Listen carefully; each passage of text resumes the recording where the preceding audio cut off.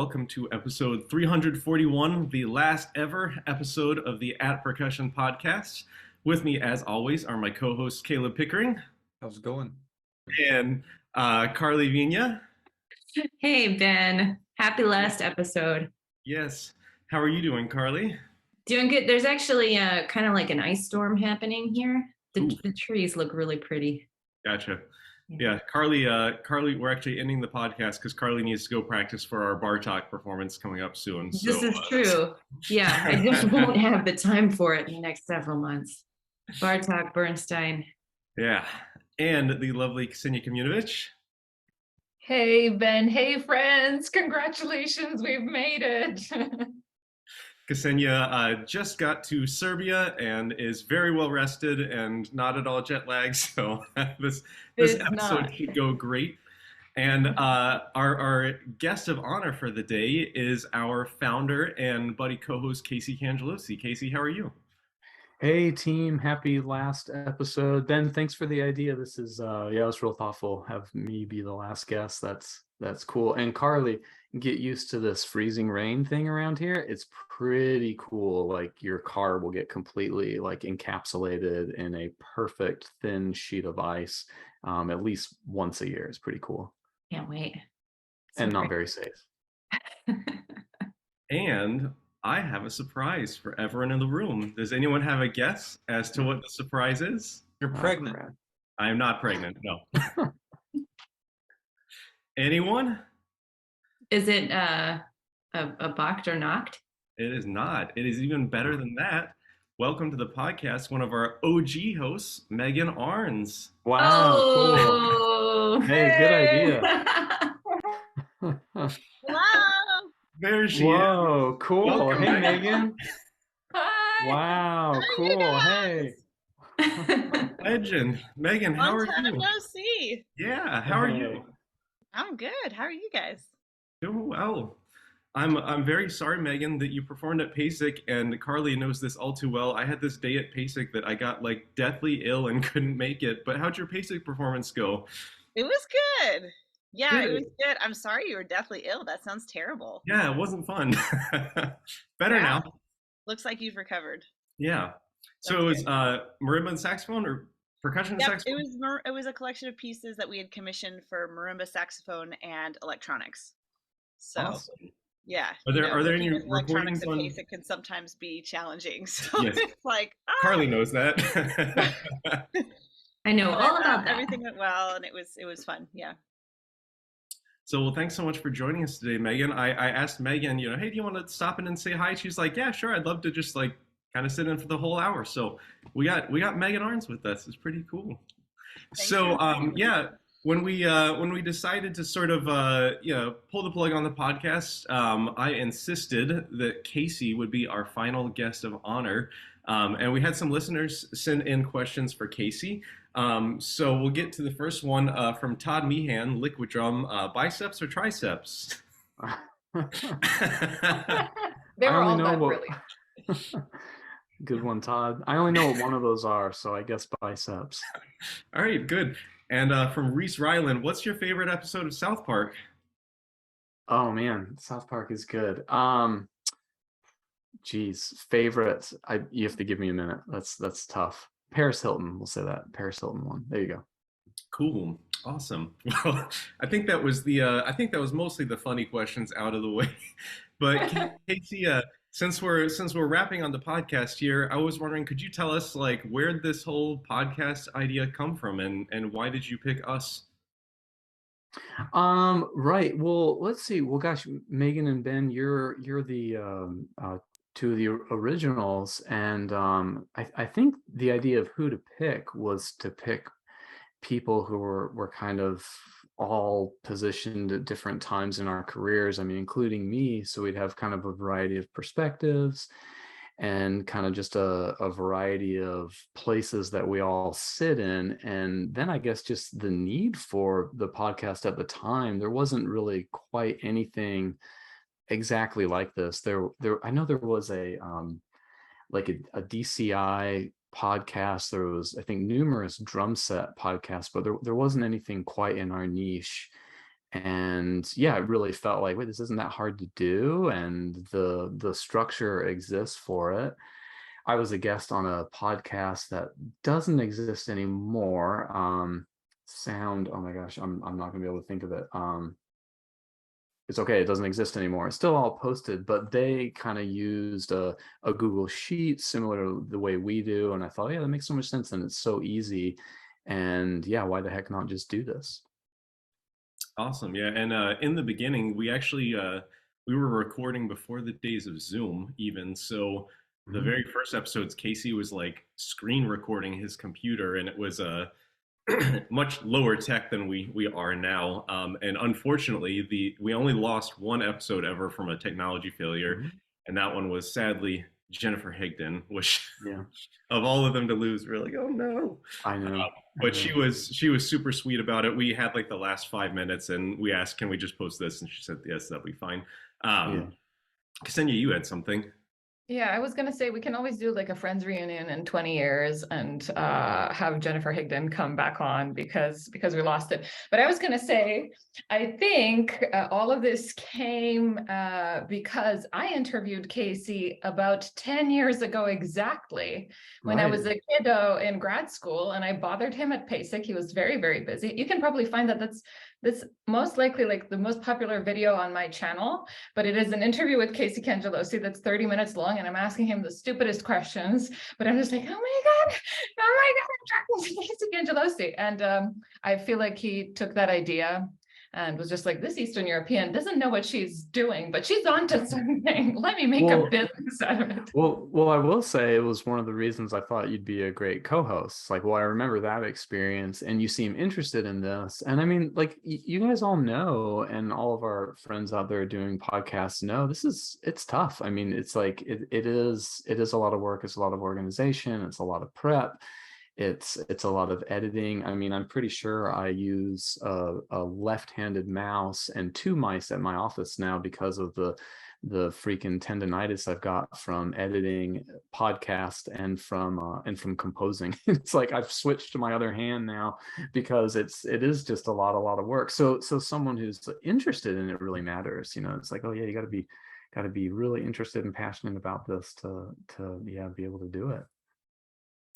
Well, one of the ways the podcast has evolved over time is we've had different segments, including the one that I didn't forget about today, and that is our This Day in History segment. So if you're listening to this podcast on the day it's released, it's being released on December 22nd. So Karli, what happened this day in history? Yeah, definitely didn't forget about it. You just have to dig a little to get to the history segment. I'm so excited for Casey that I forgot. There's like a lot of things that happened on December 22nd in music history. I was a little excited as I was doing my prep for this one. So there were a couple of premieres. This is really interesting. In 1808, on December 22nd, guess how many premieres Beethoven had? How many different pieces on one concert? Oh, I think I've read Big this one pieces. before. I don't remember the number. I should remember a lot, right? Is this the one that there were two symphonies premiered, and it was like the higher number was premiered? It was like 5 and 4 or 6 and 5, something like that. The higher number was 5 and 6, both symphonies. Like, can you imagine the premiere of Beethoven 5 and Beethoven 6 like back to back? I just think it's crazy. And then his choral fantasy, and also Piano Concerto No. 4, in which Beethoven was the soloist. They were all premiered on the same program. Like, that's wild. I kind of read this. I was like, oh, Beethoven premiere, that's real good. And then I read it again. I was like, wait, that's a lot. So kind of interesting. That was in Vienna. Do you know how long like all that music is put together? I mean, the Piano Concerto is not short in and of itself. I mean, I imagine close to 2 hours. Yeah, something like that. Jeez. Yeah, all Beethoven. In 1894, there was another cool premiere. This was the premiere of Debussy's Prelude to Afternoon of the Faun in Paris, which is pretty cool.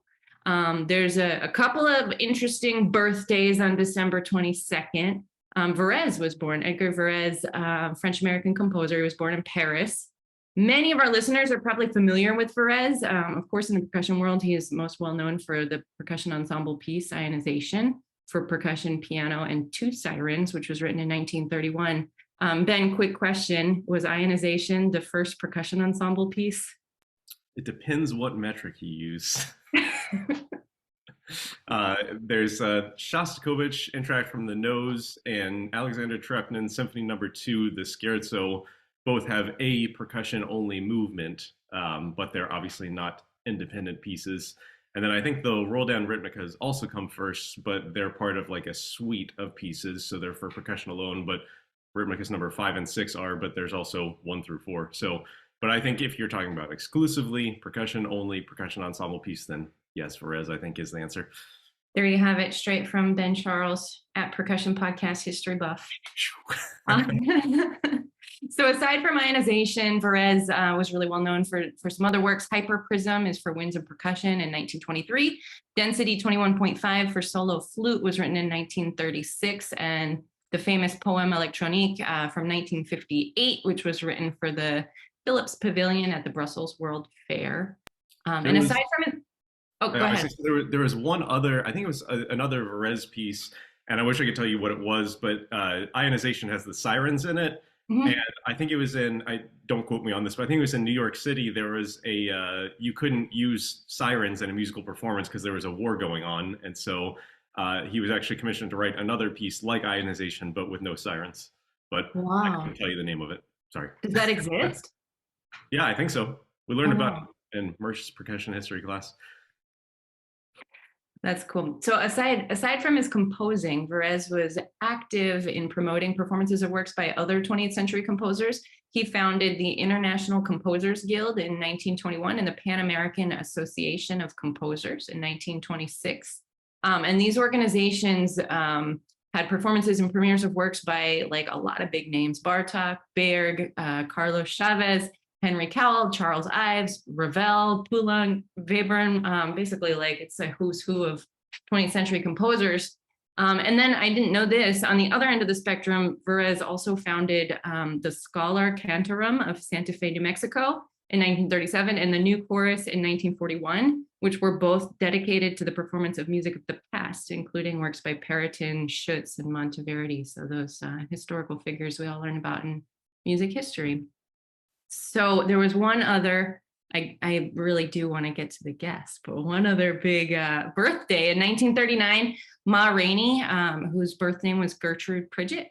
She's an American blues singer. She's known as Mother of the Blues. She died, oh, this isn't a birthday, sorry, I misspoke. This was a death day. She died on December 22nd at age 53.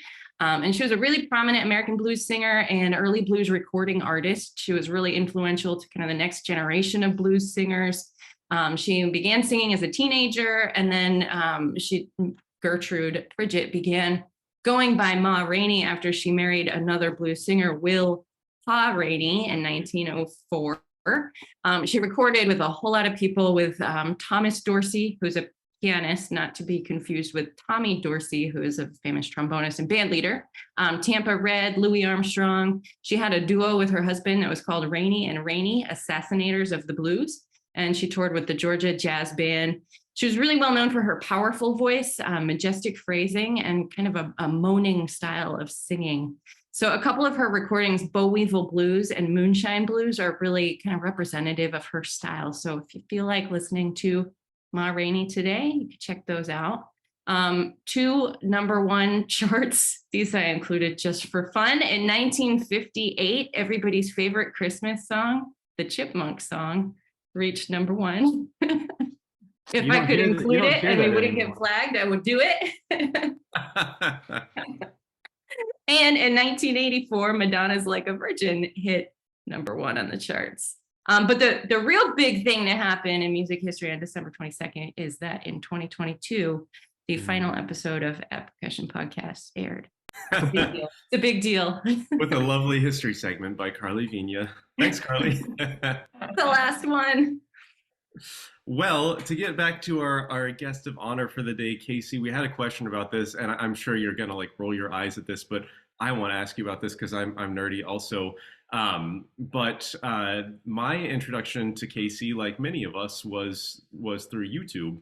And I was very impressed with one of Casey's videos, and actually to the point that I asked Casey to be a guest artist at the school I was teaching. And I had a student that played Casey's piece, White Knuckle Stroll, for him. Not quite as fast as Casey, but we had a question from Luca Vidala, who said, "What is the idea behind the White Knuckle Stroll?" And after Casey talks, Caleb has actually made his own version of this piece. I'd love to hear Caleb talk a bit. Yeah, right. I think, yeah, very, it's actually, as far as like thematic and meaning, it's like, I'm not proud of it at all. It's just like fun, flashy show off. I had my first PASIC showcase performance ever in whatever year that was written, and I was teaching at Concord University, and all we had was a low A. And we had the great low A Musser marimba that every university has, at least one of them. And I had to prepare rep for this showcase performance, and all I had was a low A. And I thought, okay, there's certainly some rep I can play that's already low A, but I'll just need to write some. So it was really a good box to be put in, because, like you said, Ben, that's a really popular piece, and it's only requires a low A. And I had a few other pieces I wrote that also only require a low A. And yeah, without that pressure, I wouldn't have had them. So nope, I just thought I just need something like stupid flashy, stupid show offy that I can show myself off at PASIC with. So that is like all that piece exists for. Have you ever seen anyone play it faster than you? I don't think that's I mean, possible. yeah. I mean, Really? probably. I think, I don't No, know, probably. I don't Yeah. think that exists. I don't believe you. What about the whole Faster is like the better. weird like mallet shaft on the edge of the key stuff? Where'd all that come from? I like snare drum tricks, I think. You can do that back and forth with stick, and I may have already had a piece doing that on snare drum, but yeah, I mean, you've seen like drummers do that before, drum set players do that certainly. So I don't know, it's just a way to get like a lot of activity out of two mallets and try to make like the densest, busiest thing possible out of two mallets and a small marimba. So this is your Smells Like Teen Spirit. And when was the last time you played this piece? And how much would we have to pay you to play it now? I would still play it now.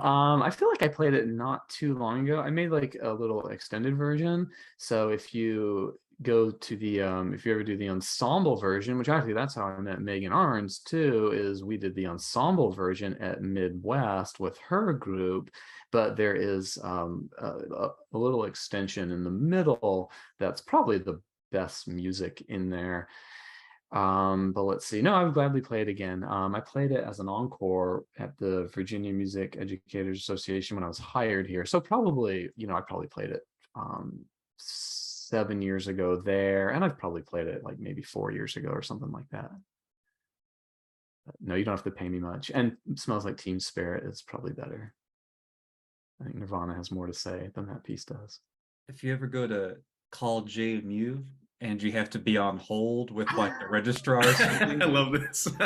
okay, It's so they true. pulled music from performances, and very frequently you'll be on, okay, 1 second, we'll put you on hold, and you hear It's you'll really hear White weird. Knuckle Stroll going. It's really weird. Somebody picked that, and it's from that concert. They recorded that, and yeah, that's like the worst hold music I could think of. But that's what It's they. so anxiety I inducing. was like, you're so anxious Yeah. about your Yeah. grades, calling the registrar. Yeah, right, It's right. not relaxing. Like, yeah, I'm calling the registrar because my meal plan card got hijacked, and I'm now in debt, and it's a major thing. And yeah, you have to listen to that. I don't know. Somebody thought that was good hold music. I had totally forgotten. I knew there was the ensemble version, but I totally forgot that like Megan's group played that. So Megan, what was that like? And was that the first time you'd met Casey in person?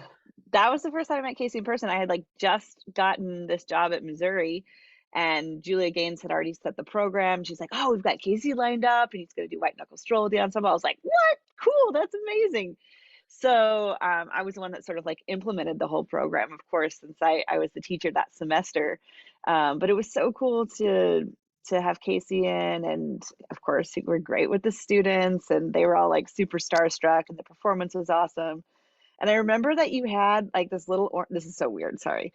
You had this like awesome orange suitcase Uh-huh. Do you still have that? Yeah, I have a little orange suitcase. I now have an awesome orange suitcase because Do I you really? remembered you. I just remember that we Cool. were like, carrying that everywhere, and I was like, this is a great suitcase. I want to get a suitcase like this I'm someday. seeing like the And I luggage finally Awesome. did carousel. it. I'm seeing like the luggage carousel at Indianapolis where Megan and Casey both reach for the same bag at Basic. Yep. It's either mine or Megan's. I'll No, get but an that was a orange great suitcase. visit. Maybe I'll play better. That was a really fun experience. And yeah, Megan had this thing like totally fell in her lap, her predecessor and still department chair. Julia still department chair. This is her last year, though. I thought I saw something Yeah. about that. Hmm. Yeah, we gotta talk about what Jules is doing. But Yeah. yeah, it's cool. But yeah, Megan had this totally Yeah. just kind of it fell in her lap and it was great though. I mean, But the I would have students just picked the are, same yeah. piece and the same performer if it hadn't fallen in my lap. I would have Oh, picked sure. you Thanks, also, thanks. But it was awesome. Like, yeah, you for the guys did record. so good. And since It then, was like a great. lot of your students have played some of these pieces. Like Yeah. I still remember that visit I did. I don't know if it was the same visit, but I remember one of your students named Shane had his saxophone teaching exam and he needed he needed someone who's never played saxophone before and he needed to do a teaching I demonstration love for his this. teacher. And I think I had to play like Twinkle Twinkle Little Star and the scale. And like right there in front of the teacher, he taught me the scale and Twinkle Twinkle, and the teacher was like, ugh, but anyway, it was fun. I remember that. Yeah. I remember Shane was like, is it appropriate if I ask Casey? And I was like, you can ask him to see what he says. What's the worst he could say is no, right? And Yeah, then I was like, oh, sweet, he's doing it. That's amazing. it was fun. That was fun. That was great. Very on brand of Casey that he will agree to these kinds of crazy things. So I would like to ask Caleb to explain his four mallet version and inspiration behind it, and riding the coattails of Casey's great, Which press. if I can add, like Casey's the white knuckle stroll is difficult. Like I mean, it is very, very virtuosic difficult. Caleb's piece is even harder. Caleb's version is even harder. Like I don't see how it's possible. Well, Ben, as we talked before we started recording, when you practice, you're able to accomplish more things you're trying to go for. No, I just it was the 10-year anniversary. Or was approaching the 10-year anniversary that piece came out, and I was just looking for something short to do that was composition related but wasn't original stuff. And I didn't really want to arrange something, so I was like, oh well, this is fun, I've played this several times, and I was just kind of goofing around. I was like, hey, this could work out some way if we edited some stuff. And yeah, just kind of became a little weekend project, and it came out really quick. Were you teaching at JMU by then, or were you still a student? Yeah, that was the first year I was teaching there. Okay, yeah, in my head it is all up in your office, so okay. How much slower are you when you play the four mallet version versus two mallet? Oh no, faster, Ksenija. Faster? Seriously? Faster. The weight. You have more weight to play around with. Wow. So impressive. You're so good. God, thank you, Ksenija. That's going to get me through the rest of the holiday season. Well, I'm going to give KK so much crap for the rest of this episode. This is my last chance to Casey, you were talking about the snare drum stick trick stuff and that's kind of how you came with that edge of the murmur bar thing. And we had a question on just wondering if meditation number 3 for snare drum is going to exist, and also you have meditations number 1 and 2, one of which my student is playing right now. So tell us about those pieces. Yeah, so the first one, one of my sponsors, the Majestic Drum Company, they had this new, well, really their first symphonic snare drum coming out, and so since they've had a lot of iterations of that drum, and they just came out with a new series called the Opus 1, and they've been keeping that going. But their very first one ever, it was also I want to say it was some PASIC concert as well. And so it's like, hey, here's the drum. They gave me one of the prototypes, and I thought, okay, well, I need to write a piece for it, for the announcement of this drum. So I wrote the meditation #1, and kind of the whole idea, like if you know the piece, you play at the rim on the rim for like a long time, and then you just like gradually get to the head of the drum and play like traditionally. Like the first thing you do is like flick the head, and then you do some rim knocks, and you do like some quick finger flicks on it until eventually you're like graduating up to it. And so it was kind of a funny idea in that, like, oh, okay, I can imagine Chris and Jeff and the friends at Majestic like sitting in PASIC audience, and they're like listening to the rim, and they're like, okay, great, he's playing the rim. Okay, cool. It's been a few minutes. Wait, is he going to play the drum? Like, please hit the drum, you know? So kind of a tease, but it actually turned out to be really important to the concept of the piece, because it's about like starting in place A and like elevating yourself to place and destination B. So meditation kind of became the theme of it, and now all those pieces kind of fit that same program metaphorically. So yeah, actually, yeah, three will come, and 3 actually exists, but it's waiting on a premiere, or some more email discussions about whether there will be a premiere or not. So yeah, there'll be a continuation of that series. I've heard you tell this story about, you know, like playing on the rim for so long. Like the one detail you don't mention is that also the first time you do play the drum, you literally like flick the drum one time and then go back to the rim. Yeah, exactly. Like, yeah, that's kind of the humor of it. Yeah, I agree. Hey, Megan's got a good idea. Do you guys have like favorite episodes? Like, what do you guys think is like kind of your highlight? Let's start with Megan. Yeah. Okay, so I don't know if it was my favorite or most memorable, but I think the funniest episode that I was laughing the hardest for was episode 13 with Bill Schultes, when we all dressed up in Halloween costumes. I remember.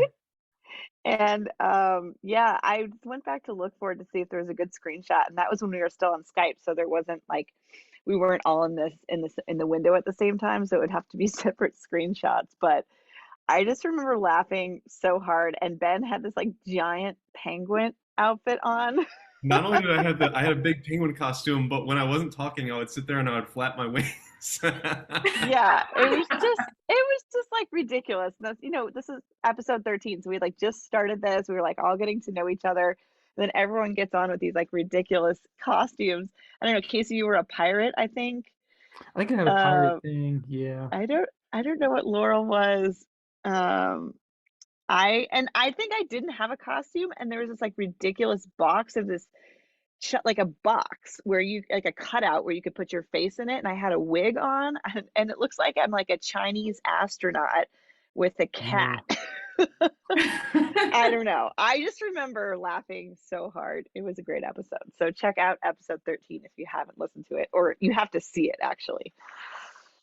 Well, for what it's worth, the first Halloween that I was on the podcast must have been probably 2019. And Casey had put in the group chat, like, oh, Halloween recording, wear costumes. And I thought it was a joke. And so I show up, and I think it was just me, Casey, and Ben at the time. I show up and like, I didn't have a costume. It was like, are we doing this? And Casey had something, I don't remember what it was. And he's kind of like, guys, like, what's going on? It's like that episode of The Office where Pam dresses as Charlie Chaplin. She's like, if I take the hat off, I look like Hitler. So. Right. Ksenija, what about you? What was your favorite episode? I feel like it ended up being, I mean, of course it's Steve Schick, because I think I cried most and like lost a pound of water during that one. But I think when it comes to laughing, it was the time when Casey booted me out of host privileges because I muted him too many times or something. I remember a all of battle. sudden- Yeah, I do remember there was a fight. Yeah, you muted me. I took away your sharing privileges or something, even though there's no sharing needed. Don't worry, I just muted Ksenija for you. Oh, good. Thank you. I don't remember what episode I don't remember who the guest was for that one. But it was like the conversation, it was actually it was even funnier because if you I just muted Ksenija. This is what it's turned into, Megan. It's been like 3 or 4 years of this. The guest would speak about a serious topic, and then all of a sudden you'd see Casey and me crying and like gesticulating, and it's like all of a sudden I'm muted and I can't clawing at the screen. I think if the hardest I've laughed, I think, was when we kind of just decided we're going to start taking unison drinks. I don't know. The poor guest, like the poor guest was, I don't know, probably saying something great and good. And I don't know. It's like Caleb just did. He took a sip. And I remember like I was watching, I think Ksenija, waiting for her to take a sip. And then I just joined her. And then everyone kind of picked up on that. And then we all, started doing it. And I feel like it became a tradition for, I don't know, 2 episodes after that or whatever. But yeah, when that started happening, I laughed pretty hard. As far as like, I don't know, Evelyn Glennie really sticks out in my mind. I mean, she's just been like such a lifelong hero of mine. And it was just really inspiring, like how much she put into the episode, despite like, she's freaking Evelyn Glennie. Like she can just say anything and we'll listen, but she still like gave us so much really good stuff. So I don't know. There's a lot of really, really good ones. That one comes to mind first though. Karli, what about you? Yeah, I was just thinking about this morning. I mean, the big ones that stick out, of course, are Evelyn Glennie and Steve Schick, and they weren't that far, like a couple of months apart. We had those big names on. It was really meaningful for me having John Tafoya on, one of my mentors. That was really cool.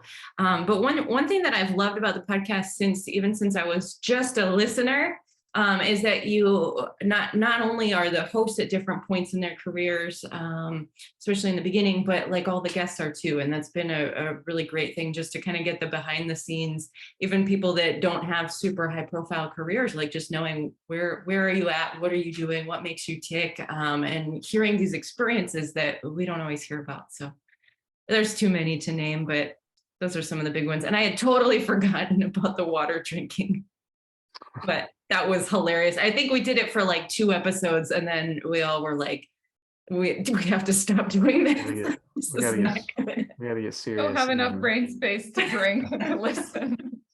Well, I'm glad you mentioned the variety of guests, because that was always a goal, that like from the very beginning, that was always a goal, to get people of all different places, shapes and sizes, on the show. And I'd always be amazed, like, we'd be, I don't know, 200 episodes in, and we get a comment that's, we just posted, I don't know, Javon Gilliam or some, high profile guest, or Evelyn Glennie, and someone will comment, why don't you ever do like smaller name people? Like, what? There's like a huge history of like all sorts of different people. Like, just take 2 seconds on the guest list. Anyway, it's interesting and amazing. Caleb, what about you? The one I was involved in that I think was the most fun was the Wave Quartet, when we did that one just a year or so ago. And I think the one that I wasn't involved in is probably Mark Applebaum's. That one was pretty, just so out there on every sense of the word that it's cool to kind of get inside his head a little bit. I think I've listened to the Mark Applebaum episode more than any other one. Like, I've come back to it several times. Oh, same, yeah. That was great. And I remember the wall, right? He was like behind this like really bright colored wall. Remember what color it was? Maybe it was orange or purple or something. And it was just like, it was perfect. Yeah, we only saw that one room, but I imagine his house like looks like he does. Like, so he wears like a neon green shirt and bright pink pants and like a polka dotted bow tie and has like crazy hair or whatever. It's like, so your house would look something like Pee Wee Herman's Playhouse. Like, it would just be zany, and it kind of seems like maybe it is, I think I still tell my students about Mark Applebaum's The Taco Bell Plan, which I don't want to detail that. If you want the details, you got to go find that episode and find that bit of knowledge on it. But for me, my favorites have been, of course, like some of the huge names like Gordon Stout, Evelyn Glennie, Lee Howard Stevens, Steve Schick, Alan Oddie were all great. But one of my favorites was Emil Richards, just because he was such a huge icon in our field. And I've raved about him multiple times, but Emil is the one that played on basically every TV and movie soundtrack since the original Planet of the Apes. And he passed away in 2019. which I was going to say also I'm very proud of I think we have 3 memorial episodes. The Emil Richards one, I had a bunch of people send in clips. And then for Ted Atkatz and Christopher Dean, we had a bunch of their former students in a sort of roundtable discussion about them. And the Dean one was very special to me because he was a former student, or excuse me, I was a former student of his, I should say. So Ben, that was, yeah. Don't kill Ted Atkatz. You mean Alan Abel? Oh yeah, sorry, Alan Abel. Okay. Ted Atkatz was on the episode. Get out, Casey. I'm sorry, Check. Ted. No, Yeah, Alan Ted- Abel Ted and was Christopher okay. Dean. Yeah, not Ted Atkatz. Ted was on the episode. That's where I was got my words mixed up. But no, the reason that I said that wrong is because I was thinking about one of my funniest moments from the podcast, and I don't know if I should mention this or not, but I'll go ahead and put it out there. Way back when we had Anthony Cerrone on, of course, the famous author of Portraits in Rhythm, and Mr. Cerrone is an older gentleman. He's still very much with it, but at one point during the episode, he said, "Oh yeah, we just published the 50th anniversary episode of Portraits in Rhythm." And I've got a copy over here, and then just stood up and like leaned over in front of the camera for a very long extended time. And all of us were like, "Oh God, what do we do? What do we do?" That was one of my funniest moments. We might have edited that out. I'm not sure. I I hope. think we did. Ksenia, I think you had I was gonna say, I've mentioned this before, but I really want to say it again. I remember a year between my graduation in Miami and coming back to the US. I was in Hong Kong, and I taught middle school and high school, but was not necessarily very attached to percussion at all, and was devastated. Like, I think it was going through a period of depression because I was so detached from what I loved. And this podcast was my lifeline. And I remember vividly being on a treadmill every day and listening to stories every day. I didn't watch, I listened, but I went through the whole thing. And yet again, I've listened to a lot of them before, but I went through the whole thing yet again that year because it was so important to me to keep in touch and to hear new stories and to feel alive. And so for that, I'm so grateful to Casey and Megan, and that was still Laurel and Ben, that old crew. You were like the original Power Rangers to me. And so it was really such an honor when Casey asked for me to be there. And then I had an argument with him about Gladwell, I think, where I thought he's never going to talk to me again. But then he asked me to be on the podcast. But I was going to say, I got a really nice message, or we got a really nice message from a listener from Slovenia who lives in Sweden, Philip. When we announced that we're leaving, he sent a personal message saying, "Why would I continue to practice if the ultimate goal of being an At Percussion podcast guest is no longer achievable?" Jokes aside, thank you for a mountain of invaluable advice, countless hours of entertainment, and wonderful platform you provided through the years, and hearts and smiley faces. And I think that really summarizes what this podcast has been for all of us. I mean, I got to meet a lot of people vicariously through these conversations of yours, and I'm so grateful. And then since I joined, I met over 100 people through the podcast, which is a lot. I mean, to meet 50 or so new people every year through this is just amazing. So the podcast was what I needed, and then I ended up being able to help. And I hope that people take ownership of that. And, if you feel like you miss this, go make one on your own. Like if you need more of these conversations, start them yourselves and publish them. And we're going to listen. I'm definitely going to listen. But anyway, I really have so much love for this whole initiative, and I'm so grateful that I got to be a part of it. And Casey, again, I can't believe it's been 10 years that we were able to like frame this conversation around you again, but you're such a guiding light for all of us. So thank you. Oh, you're welcome. That's huge. And thanks, Philip. Yeah, Ksenia, of course. And yeah, appreciate it. Yeah, thanks. And you're a huge part of this, I mean, you've been here years. It's a big deal. I was going to mention, I just wanted to talk about our being funny here, but the podcast demise. And you can tell that we're all great friends here, and we're all, happy to be here and getting along, but it's like, why is this project ending?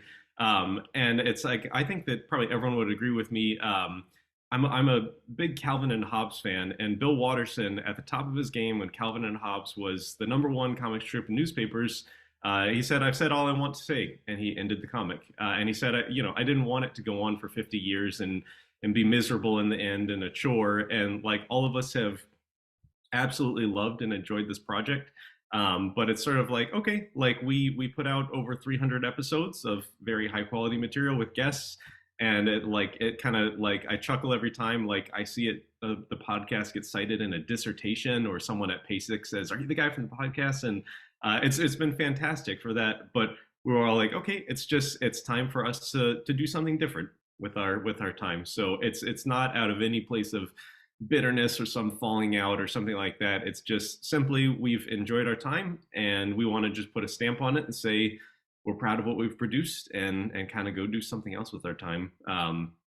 Which was a somewhat, it was a difficult decision, just because the podcast has also become sort of a habit. Every Sunday we record. So yeah, we're happy to have contributed what we've contributed. And like Ksenija said, if anyone else wants to pick up the torch and start a new percussion podcast with a group of friends, we will all be avid listeners. And it's not easy, but it's also not the hardest thing in the world. It's certainly a lot easier than playing White Knuckle Stroll. So yeah, please, the next generation of great podcast hosts, pick the torch up, and if you had any questions, we'll be happy to answer them. Mm-hmm. Well, so here's another question for our esteemed guest today, Casey. For any of our listeners who are listening to Ksenija and thinking like, wow, I would like to start a podcast, what's your best advice? Right. So I've seen several over the course of this one come and go, because I think people do it all by themselves. And for what I wanted to do, and for what we did for at least the first couple of years, we were like highly edited. I remember like we had Anders Ostrand, and he said, "Yeah, I'm talking to you from PTO Sweden." I edited in a map of PTO, and like, here's where he is on the map. Like, it's not turned out that's not necessary. Like in the end, we ended up not really doing that for very long. But in the beginning, it was like a ton of editing and a ton of time, and we inserted everything, and like we took sound. I sort of revisited that on the Mary Ellen Childs episode I did, because she's also like one of my huge influences and heroes. And I thought, okay, like I'm about to do my last couple of hostings, and I really need to do some ones that are special to me. And I guess like, I got to do Mary Ellen Childs, and we were of course playing her piece at the time and all that. But that one I did highly editing, a lot of inserts, a lot of overlays of her music, and in part because her music is so visual. But that's really like how the early episodes really were. They had a lot of editing in there. And of course, my fire for it in the beginning was, the hottest it has ever been. So I had the energy for that. But I think you really need a team, like if you want to start one, try to get some people who are going to share the workload. And maybe you've seen this on my little announcement that we're ending the podcast already, but the show probably lasted 2 years longer, because Karli, Ben, Ksenija, Caleb were willing to share the hosting, the booking, the editing load with me. So I used to kind of think, the co-hosts will just help me facilitate questions. They'll help me, of course, fill the air with discussion. But I think it was so much more practical and just needed to have people who are going to really balance the work that needs to be done, all the way down to Ksenija starting the Instagram page.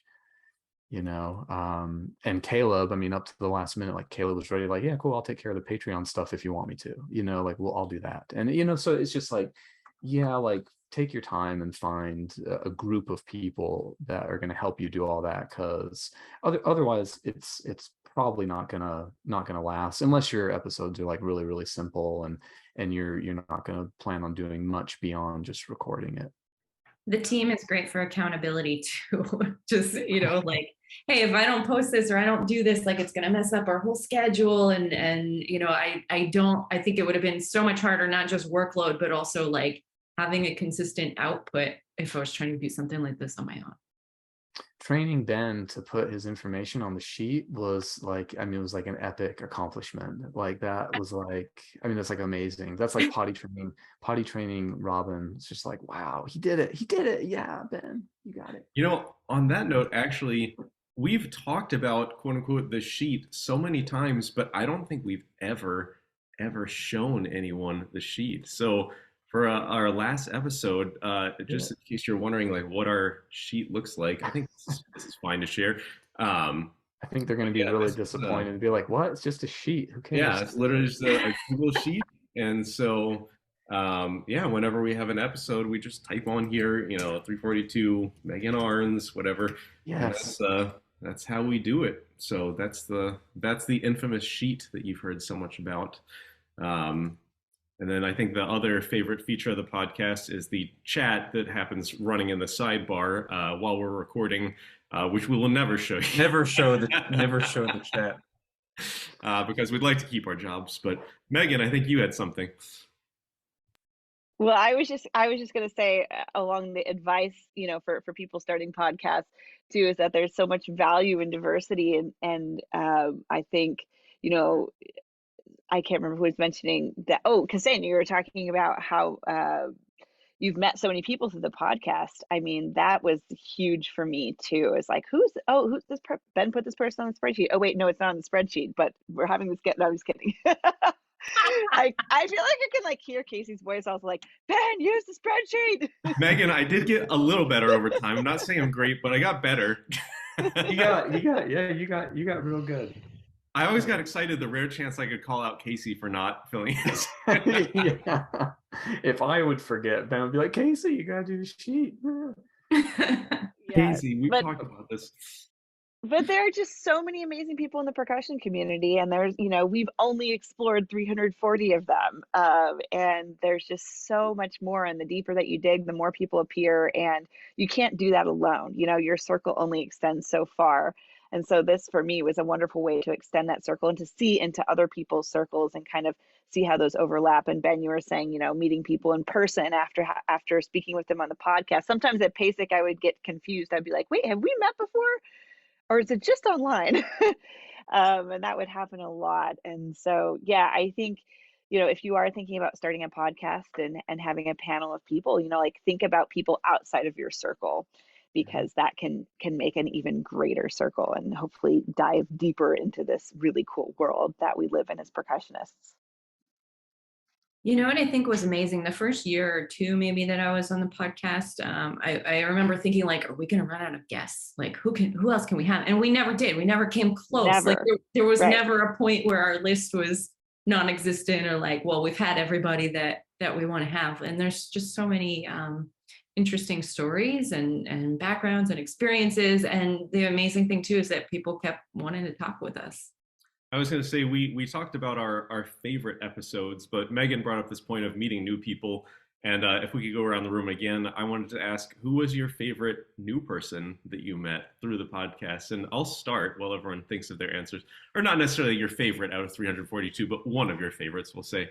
But for me, one of my favorites, someone I had never heard of, that I would never have encountered without the podcast, was Patty Niemi, the author of the book Sticking It Out. And we had her on twice, once as a solo guest, and then the second time during the pandemic with Chris Davini as a co-guest. But Patty wrote this wonderful book called Sticking It Out, which is more relevant even today than it was a few days ago after the latest allegations out of Juilliard. But Patty is just like the sweetest, nicest person, and is an amazing percussionist, and is my absolute favorite Facebook friend because she constantly posts these amazing pictures of her cute cat, whose name is Steve Weiss. And I'm actually, it's worth the share. I'm going to screen share my favorite recent Steve picture from Patty Niemi. Here's Steve with his little Steve. So if you're not watching on YouTube, you should definitely check it out. But so yeah, for me, one of my favorite people I've met via the podcast was Patty Niemi. But anyone else want to jump in with your favorite person you've met, or one of your favorite people? I would say we haven't said anything about our satellite co-hosts, our ringers, Brian Nosny, Tracy Wiggins, Brandon Arve, Bill Shaltis. Maybe mentioned Bill earlier, but I feel like having them, they were all guests at some point. And again, podcast advice, like if you're selecting your team, also consider people being substitutes. Like I remember Megan was doing her comp exams at Eastman, and she just said, "Guys, this is so hard. I'm swamped, and I need some time. Like I need to either not host or not do some episodes, something." We were like, "Cool, no problem." Like that's the great thing about having a team. If you can't be there this time, other people can help you out and fill in. So we've had these satellite co-hosts, Brian Nosny, Bill Shaltis, Tracy Wiggins, and those I mentioned. And I just say, like, I think my favorite thing about, like, I met them a long time ago, but getting to know them better, as co-hosts has been really cool. And I mean, I could say the same thing about all y'all. That's been my favorite thing. It's one thing just to meet someone, but I think it's another thing to like have an ongoing like working relationship. One of the my favorite pieces of podcast lore is that Brian Nosny was a graduate student when I was an undergrad at North Texas. And when he was on the podcast, I jokingly asked, like, who was your favorite undergrad student at North Texas? And Brian had no recollection of my existence. So that was a fun one. Caleb, what about you? Let's go in reverse order this time. Yeah, probably if I had to throw the three, it'd be Bill, Tracy, and Brian. Getting to know all. I mean, I talk to Brian pretty regularly, and it's been nice to know them. As far as a guest goes, probably Rainalise Herrera is probably the person that kind of sticks out the most, is that I've talked to her and on and off every now and then, and just a cool person and interesting projects they're involved in. And Karli, what about you? Yeah, Raina's the best. Ben, I was going to say about Patty Nemi, that was another one of my favorites as a listener. After I listened to your episode, I wasn't on the show yet. I bought her book and I read it, and I was like, so good. So thanks for that. Yeah, two people I knew of these people, of course, but it was super cool to meet them on the podcast. Where when we had Ben Walland on, and also Alan Oddie was like, that was a super highlight episode. Ksenija? The person that I've developed a wonderful friendship with is Steve Schick. And of course I knew of him before, but just I mean, I cried throughout our meeting, that during that podcast. And I feel like anytime I speak to him, he again makes me cry in a good way. That's all in a good way, because he inspires me so much. But yeah, I mean, it's there were a lot of people who came on the podcast as contacts of mine. And I'll say this is a recommendation for all of you. If you want to meet someone, the strange thing is, especially if you're meeting online, they're more likely to want to meet you if you're recording the conversation than if you're just asking for a virtual coffee. So it was easier to get Evelyn Glennie, to talk to us with this excuse of a podcast than if we were just like, hey, we're a group of 4 college teaching nerds, they want to talk to you. So for me, it was, meeting Wave Quartet, Bogdan Bakanin, especially Christos Zitz and Kai Strobel, some of these folks, Simone Rubino, who was lovely. Some of these folks that I've known of and I'm sort of like internet friends with, but never had the opportunity to really deep dive into a conversation like that. That's been really lovely. So yeah, but if I have to take one, it's definitely Schick. And Megan, what about you? Yeah, I don't know if I could pick one either, but I also agree that reaching out to people online, that was something I was going back through the list just now, and I was just thinking, okay, I knew this person before, or did I not know this person before? It's hard to even remember now sometimes, but I do also remember specific instances where it was just like, okay, who would be someone great that I've never met before that we could reach out to? One of those is Excelsius Quartet. I hadn't ever, I think I knew Mariana a little bit, but the other women in that group I didn't know, and know a little bit better now. And so I think that was another cool way. This is a really great platform to meet people through in that way. Other people that maybe I haven't really kept in touch with, but Ben, your teacher, Sriji, I thought that episode was really, really interesting. And Egen Fang as well. I didn't know her at all. And then back to episode 1 with Brian Calhoun. I feel like I've run into Brian quite a bit since that first episode, and I didn't know him before that. So, yeah. Brian was our test subject. We were like, we might be doing a podcast and we want to try it with a guest. Could you, if it's good, we'll release it. If it's not, we're just going to scrap this whole thing. So And we need a buddy who will be gentle with us. I love that Brian was the first episode. And I think at one point, and I'm guessing probably also still, Brian was by far like the most watched episode for being episode 1. Mm-hmm. Ksenija, you had something. I was going to ask our creator, what would he like to do in the next 10 years? Because you're not only about performing and composing. I know you always have extra projects. What's going to replace this time for you? I'm not sure yet, really. Yeah, Ben wrote Sleep. I mean, yeah, I think it's just going to be life, stuff. And I don't know, it's, and I think it's not just about time, I think you guys kind of solves the time issue for me. I mean, you guys share all the work, and it's like if you look at the sheet and how often I would have to host and produce, I mean, it's like Jesus, like one a month, I mean, it's really, really, really practical. But I think I don't know, like, when we started it, there was a really big, I think, need for it, and there's a lot of great podcasts now, and in a way, it's like I feel like, oh, it's cool. I'll just listen. I'll just start listening to these other ones. Like I wanted to do that last round table with some other podcast creators like Pete Zambito and the Discussions in Percussion podcast. It's like, yeah, there's just like so many of these cropping up, and even some folks, even if they don't do it like routinely like we do, like I know you click on like Doug Perkins was doing one for a while, and yeah, you click on his website, he's got like a little like podcast section, which is like, I don't know, there's like a dozen episodes or something, and like there's a lot of it out there to find, and you certainly do learn better by doing it yourself. I mean, the fact that we'll like record it and then go edit it, and you're usually listening to it twice, and you're maybe looking up little details, or someone mentioned a name, and you go like, what's that name? I want to put it in the show tag, so what is that name? Let's make sure I spell it right, blah blah blah. I mean, you definitely learn more by doing it. So yeah, I forgot your original question, sorry, but something about that. What is your vision? Where do you see yourself in 5 years?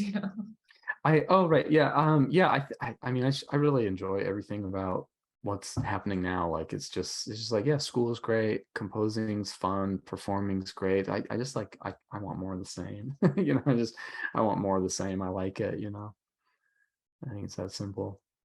Well, you gave me a little perfect segue there into one of our final questions of the podcast. But before that, I put a pin in that. I just wanted to mention also one thing that I don't think anyone mentioned was during the pandemic, this was like such a great project. Like the first 6 months, especially when we were all locked in our houses, and it was so easy to get people to talk to us. Like, what else are you doing? Came on. So that was great for all of us. But Casey, you were talking about composing, and we have 2 questions that were sort of composition related. So I thought I'd kind of group them together. Luca Vidala asks, "You are my greatest mentor. My question is, how come you composed and what?" I think basically the question is, why were you interested in composing? And then another question from, I apologize if I butcher this name, Akuel Locavallo. Sorry again. In case you wanted, would it be possible for you to make your living as just a composer? And I wanted to ask, maybe sort of tag on to the first question here. It's interesting to me when you see a composer where you can't find any very clear point of reference for their work. Like George Crumb, I think, is a great example where, yes, he's influenced by all the great masters before him, and there's certainly some Bach sort of chorale ideas, but George Crumb is George Crumb. He's his own animal completely. And so, or Harry Partridge is another one. But Casey, like some of your more out there music, the sort of theatrical stuff, I don't see any point of reference that I can say, oh yeah, Casey was totally riffing on Varese there. So did that all just come to you in a fever dream or what? Well, I think thanks, Ben. I think theatrical stuff, I definitely like, yeah, I mean, played Mary Ellen Childs when I was a student, in grad school, and saw how she visually notated and choreographed everything. And prior to that, played, like, we all have Terry DeMay's table music, and saw how he visually choreographed and used everything. And the interest for me started much younger. Like in high school, we did these little like stomp kind of shows where we took buckets and big sticks and we just kind of wrote them ourselves, and we had to kind of figure out how to notate that stuff because we could all kind of read music, and we were all young and learning, but we had to kind of experiment and figure that out. And I mostly spearheaded those projects. And of course, I had my teacher, childhood teacher, Dennis Griffin, like helping me. Oh, you probably would notate that like this or whatever. But it was cool to then grow up and go to school and find there's actually this, for lack of a better term, like serious music that kind of does the same thing. It has all the same fun tropes. And I think both table music and Mary Ellen Child's piece Click, they have this amazing appeal because all the audience, you've got the little kids will walk away from both those performances just like smiling and laughing at what they saw, and then you'll have the whole row of composition faculty also going like, yes, very fascinating, interesting, there was a counterpoint, and they're like, it somehow appeals on this super this level that anyone can connect with and comes off as fun, but also this level that is like really academic or whatever. So it's like a Pixar movie. Like there's stuff for the little kids and stuff for the adults. Yeah, like there's something really good for everyone, in those pieces. So I think discovering Terry DeMay and discovering Mary Ellen Childs really showed me like, hey, you can still do that stuff. And now that you're in graduate school and you've been through music theory and you have this new appreciation for form and composition, blah, blah, blah, blah, blah, there's like still a good place to put all that energy. And then let's see, there were some questions about composition as far as like how I became interested in it. I'm not really sure how, but I mean, composition to me, it's just as interesting as performing a piece you find interesting. It's like, oh, I love interesting stuff. I want to play interesting stuff. Well, yeah, same thing. I want to write interesting stuff. I have this itch that I want to explore, just like when you see a new piece for the first time, you see Karli play this cool piece at her basic concert and you go like, oh, that's awesome, I want to play that. So you feel this itch to play it. I think composition is really one and the same. And like the same way you would figure out the piece Karli played and learn it yourself, you would, figure out your own composition and just write it down because it's just enjoyable and it's fun and it's satisfying. And then I guess the other question was about, can you make a living as a composer? So I'm not sure if you're talking about me. The answer is probably, oh gosh, I'd be really broke, but sure, I guess I wouldn't feel like I was going to say not to put words in Casey's mouth. I hate to answer the question for Casey, but yeah, the question was basically, Casey, if you wanted to, could you be a full-time composer? But I think that would be the greatest tragedy for our art form to have Casey only doing one half of the equation. I think like the thing that's so great about you is the composition and the performance and the recordings you produce, like the total package of your product is, it's not just a composition. And like the snare drum piece with the metronome, like if you didn't make a recording of that, no one would know how to play it. It's like it's not just writing the music, it's the sort of whole conception. So sorry to answer the question for you, but you disagree? I mean, no, awesome, dude. Thanks a lot. That's like super duper nice. I mean, yeah, I completely agree. It's I think like most composers, I mean, referring again back to Mary Ellen Child's episode, I mean, she primarily is a composer, but she also told us that she's had opportunities to work at university, that she hasn't taken any permanent ones, but she's done teaching and she's done sabbatical replacements. I mean, certainly like it's a better living as a doing more, I think, and sometimes people get into this nonsense about like, well, you only teach because you can't do anything better, and it's just like stupid. Like, sorry, straight up, like it's just like a stupid opinion that you don't have to spend too much time on Google to learn that's like not accurate.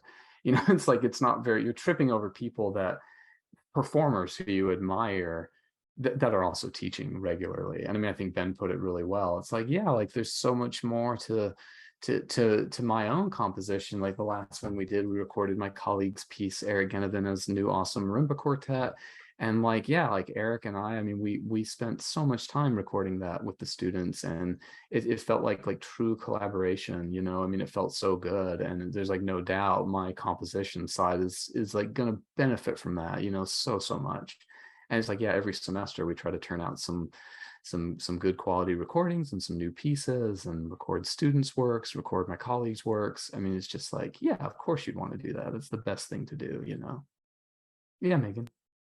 Yeah, no, Casey, you kind of remind me of like the Ray Helbel, Lee Howard Stevens Mhm. pairing, right? But you're like built into one, and you know, it's like I think if that the performer side of you didn't exist, you wouldn't be challenging us in challenging percussion technique in the way that you are. I feel like I always have a student playing a Casey Cangelosi piece, and almost always they get to a point in the piece, they're like, this looks really easy, but it's so hard. And I'm like, yeah, you think Casey's just going to write something easy? And you know, it almost is like that you come up with these things of or you're challenging the art form in a way of like, okay, this looks easy, but wait, can I do this? I can't do it. I'm going to learn how to do it. And then, you know, that at least that's what I'm learning from your pieces. And so I'm always kind of reminding the students of that. And I think it's good for them to experience that too, right? Because you can look at something and say, oh, that looks really easy, but until you experience it, you really they learn more about percussion by they learn more about learning by having to go through this process, right? Sure. And they're Yeah. forced to go through that process. So yeah, I agree. Don't stop playing. Well, Don't stop thanks, composing. Megan. Thanks. Of That's course. really awesome. And it just reminds me of you know, the first time I experienced the notion that like the percussion concerto back when I was growing up cannot stand up to even an average piano concerto. Like they're at most schools, they're in separate categories because, and you could say the same thing about a woodwind concerto, or, you know, I mean, but percussion especially. So it does seem like a period of growth we needed to go through, especially when we were all younger. Like, wait, let's show everyone we can do more with percussion, and that you could possibly like you know, have a really nasty percussion concerto that might rival you know, a Rachmaninoff piano concerto or something. And I don't know if we're there yet necessarily. That's of course in the eye of the beholder, but it's kind of tricky because I think sometimes people say like, well, if you're all about like technique and speed and virtuosity, like you're not intellectual, or you're just kind of a jock. And it's like, yeah, it's kind of true, but I think it is also kind of important for the craft that like it gets pushed sometimes. You know, we do have to push that sometimes. There's some episode, I think it was I feel like it was, I don't know, I shouldn't even say names because it might not be nice, but like someone said like, well, I don't care anything about virtuosity, as if to imply like, well, like that makes you really intellectual. Oh, sorry, it was a PASIC panel. It wasn't even our show. It was a PASIC panel. And one percussionist was saying like, well, I don't care anything about virtuosity. Virtuosity does not matter to me. And then the composer, who was Jerry Seo, who we have had on the show, that's why I was confused, not a percussionist, pianist and composer at Princeton, right, Ben? Stanford, somewhere amazing. Princeton. Yeah, right. Like she's the replacement for Paul freaking Lansky. She was like, well, I mean, I do care about virtuosity somewhat. You know, it's like, no, it's ridiculous to say like it doesn't matter at all. I mean, this is a human presentation thing that we're doing. You know, there's a reason we don't listen to a machine do it. I mean, anyway, I'm kind of rambling. I think you guys get the point. So I was going to say though, Casey, if you do ever want to become a full-time composer, that's a lot more gigs for the rest of us. So feel free to quit. We'll take the gig. I'm not taking too many gigs. Well, as we move to our sort of final wrap ever, I had this brilliant question for a closer.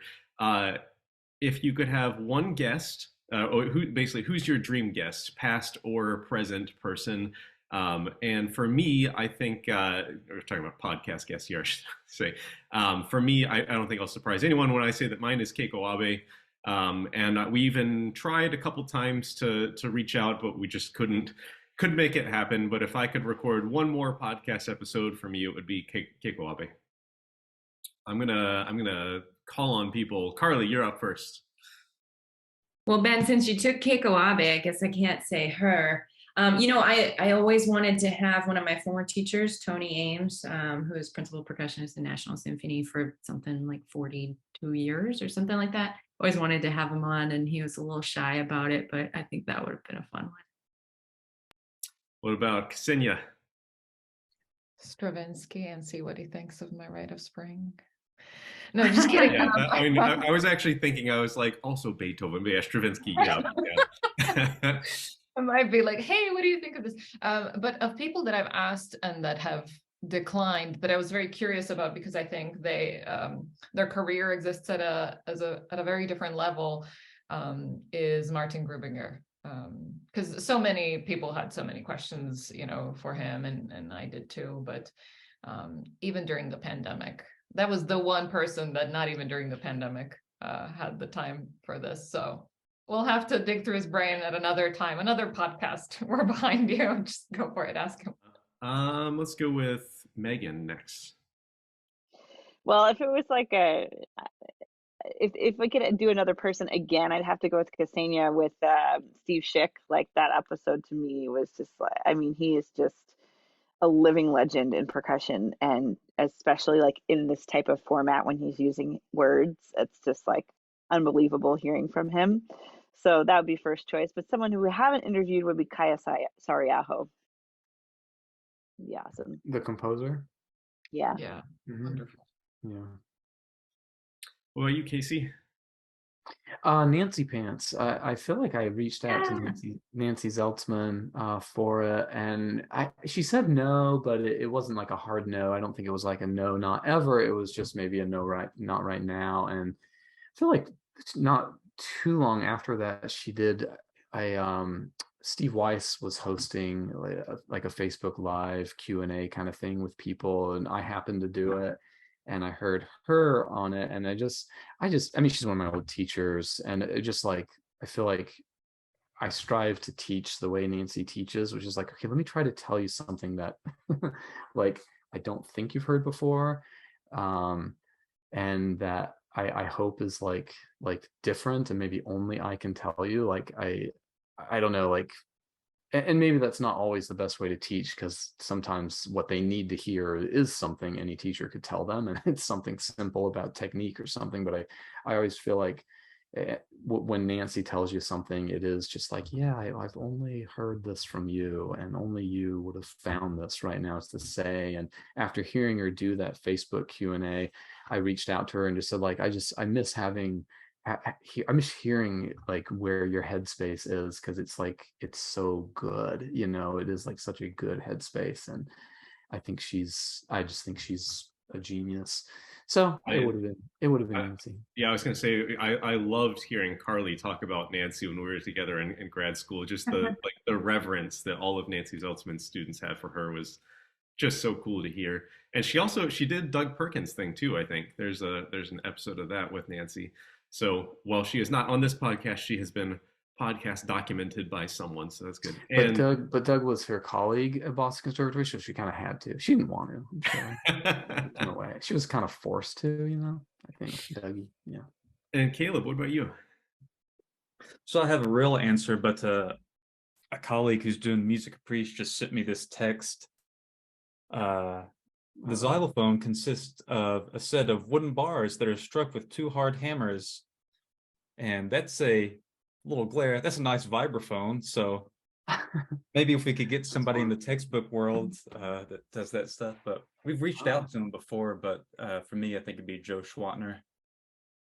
Yeah, and he was another one that was not a no, but a not right now sort of thing. Oh, yeah, for sure. Yeah.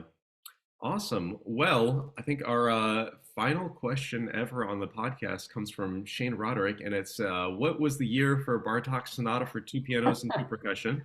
That was composed in 1937, and the concerto version was composed in 1942, and it was Bartok's final performance in 1943, I believe, with his wife with the New York Philharmonic, that concerto version. So actually, like, all jokes aside, sort of an interesting factoid to end on the podcast.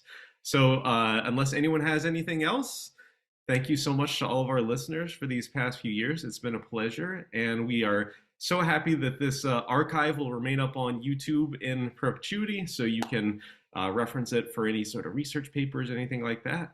Casey, I think you had one final remark.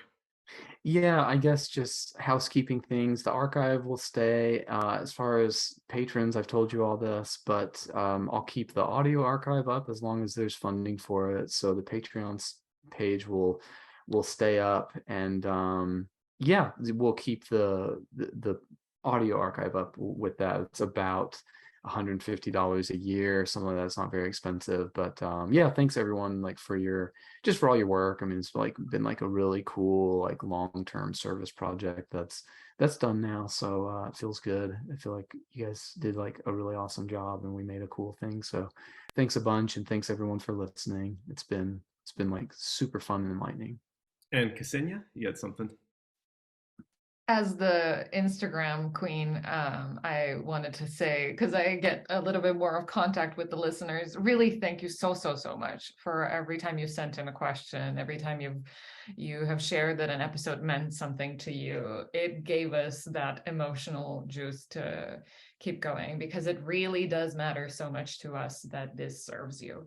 And to have such a lovely community, not just here as we get to speak, but of all of you that observe and listen, that's just really wonderful. It's a pleasure to be a part of. So thank you for your support throughout the years. All right, I'll jump in with thanks to, of course, our listeners, fellow co-hosts, current and past, our ringers, and all 340 guests or so that agreed to join us in this massive project. But thank you. I'm grateful for having been involved in it. And Ksenija had asked Casey what he's going to do with his time now that the podcast is over.